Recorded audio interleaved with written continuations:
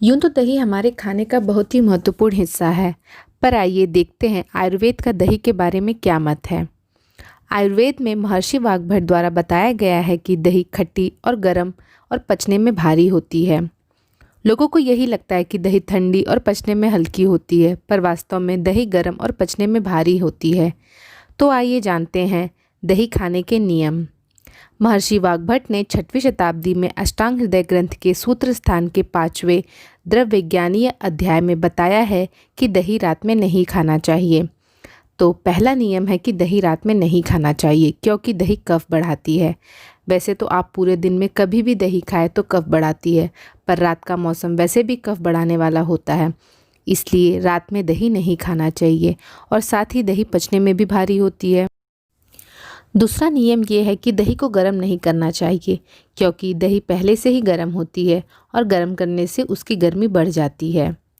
तीसरा नियम ये है कि दही कभी भी सादी नहीं खानी चाहिए। दही का सेवन कभी भी इन 5 चीज़ों के साथ करें, जो कि मूंग, शहद, घी, मिश्री और आंवला है। जब भी खाना हो इन पाँचों में से आप किसी के भी साथ दही खा सकते हैं, पर दही कभी भी सादी न खाएं।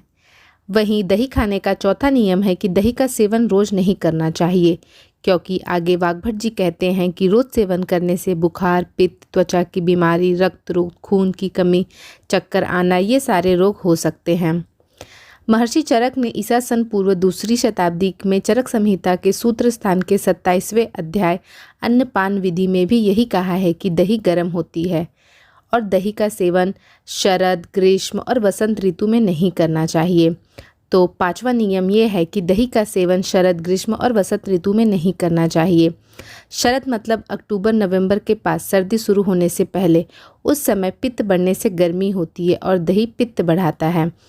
वसंत मतलब जनवरी फरवरी के पास सर्दी खत्म होते और गर्मी शुरू होने से पहले, और उस समय कफ बढ़ता है और दही कफ बढ़ाती है। ग्रीष्म मतलब मार्च से मई तक।